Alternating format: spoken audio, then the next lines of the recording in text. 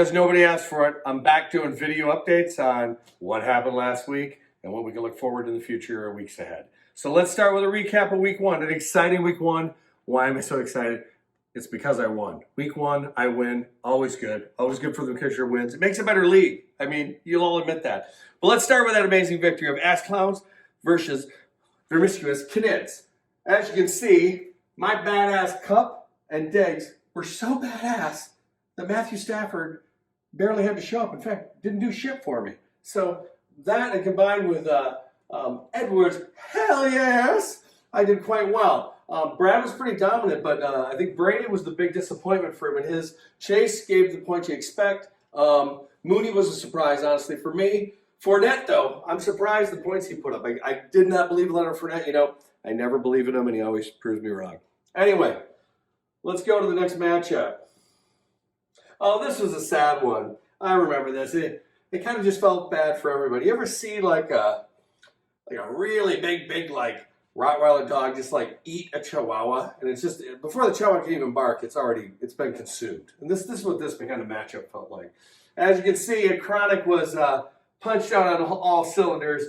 It didn't hurt to have the 43-point game by Mahomes, but in general, that's a pretty stacked points. Not to mention, let's look at that defensive stud. He gets 26 points on a one defensive guy. That's always going to help you win a game. Now, I'm Spartacus, right? This is his second year. He's just starting to learn, so let's just be patient with him. You know, he'll look at his lineup. He'll start to figure it out. He'll start moving defensive guys around. So, best of luck to him. I'm sure you'll do fine, little fella.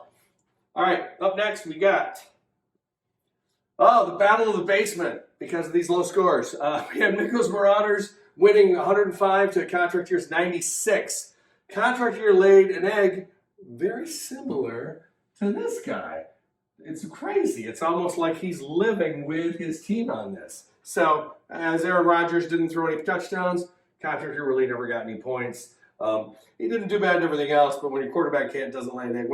It's sad. I think Matt Stafford and Aaron Rodgers were probably the two lowest scoring starting quarterbacks this year. Well, at least bigger time names anyway. Anyway, biggest Marauders on the backs of Lamar Jackson was killing it. And then just a solid day with everybody else. Enough to get them over 100. You guys are going to need to score more points to win more games, but Miko squeaks this one by. Next, we got, I already did that one. Next, we got Rapid Beavers, and here we go again. Beavers, you're going to start playing. I'd actually get some guys that can score some points. Just saying, you can't just live on Hay Bear. Man cannot live on Hay Bear alone, or Herbert, or whatever you want to call it. Though, honestly, the Hutchinson, I thought that was a steal. I thought he was going to be a point machine for you, especially on that shitty Detroit team, but no luck. So, hopefully, people get his shit together and put a team that's competitive. For all his bitching, here we go again. Scores a solid 142 points. He's kind of killing it. Wilson, I love it. Wilson has a terrible game in general. Well, a terrible game, I guess, for Denver. But scores great for you, so that's awesome. And then not to mention Browns points in Philly. Always great to have a big day against the Detroit defense. And finally, I think we've got, Mullet Militia put a beat down on Whipping Boys. You know, solid stats by Mullet Militia. It's almost like the exact opposite of the Dallas Cowboys. It's like where the Dallas Cowboys make terrible decisions, Mullet Militia make very good, solid picks. I mean, not everyone hit. Well, where does he suffer? He suffers from his cowboy love, of course. And Whipping Boys, it's like he drafted Josh Allen and then he just said fuck it to everything else. Almost like he said fuck it. He left the country. Like, who gives a shit? Like he's drinking, in Sarajevo, wherever. Who knows? Maybe doing a hookah. Who can say? Maybe when he gets back to America, he'll submit a real lineup. Which gets me to this week's matchups. All right, now it's the exciting part, guys. All right, first up, we've got yours truly, Ass Clowns versus Contract Year. I feel very confident in this lineup. I'm just going to stay put. I did pick up Von Miller, though, so I decided to pop him in the lineup for fun. I think Michael might have a competitive team. Maybe if Aaron Rodgers actually can score a touchdown, he might get some points here. But I'm feeling pretty confident. I'm hoping Mike can sit around in the 90s, 110 area, and I can cruise by with like 130, maybe 140 points. Up next, we got Here We Go Again versus I Am Spartacus. Like I said, pretty solid lineup. I doubt he's not going to get the same kind of points from Brown.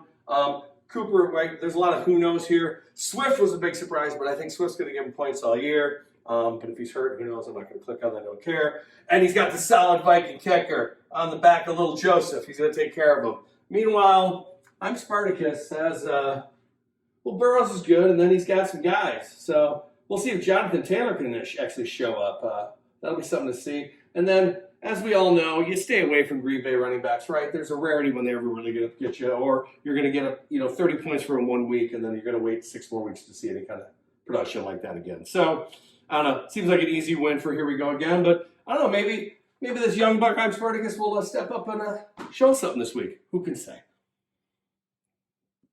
Malt Militia. Oh, I love it. Battle of the M&Ms. We got Malt Militia versus Mickles Marauders. He's got this guy here. This guy is pretty good. This guy is pretty good. This guy is pretty good. And then that's his Cowboy Love, so kind of sad. I think Lauren's got a solid enough team. Hurts, I'm betting is going to be a much more up and down quarterback. We'll see what he does in that Viking defense with the blitz and stuff. If he can run, that's what always scares me. It seems to me like my Viking defense likes to let quarterbacks run for a lot of yards. So we'll see. Meanwhile, Mickles Marauders has Lamar Jackson for sure. He's got a lineup that's in there. We'll see how it all works out. Best luck. Eckler should get some points. Who can say? Like I know anything. Coming up next, we got Promiscuous Knids versus the Rabid Beavers. I'm assuming Tom Brady will have another solid day for him. I think Jamar Chase is going to be money for Brad all year. Like I said, Fournette's the big surprise. I don't know. I was just thinking, when is he going to get old? But he just never does. And Pete is just going to live on the back of a Charger, which is never going to win you a fantasy football championship, Pete. Just heads up on that one. So best of luck. Finally, we have Chronic Roaches, the last week's dominating team with over 170 points, taking on Whipping Boys. I love it. They're already picking Mahomes to get 31 and Josh Allen to get 32. They match up tight with quarterbacks. It's really going to boil down to these guys down here. We'll see if Jason, maybe when he's back in America, can actually set a lineup that could be victorious. In the meantime, I don't know. Roger looks pretty stacked. I think he's going to be good to go this week. But we shall see. The thing is, I can make all kinds of predictions. I can mock all this. But, we got to play the games, right? They got to play the games. And when we play the games, we got to drink beer and whatever else we do to enjoy the games. So that's it for this week, everybody. Good luck. Good luck to everybody except Contract You, who's playing against me. Talk to you next week.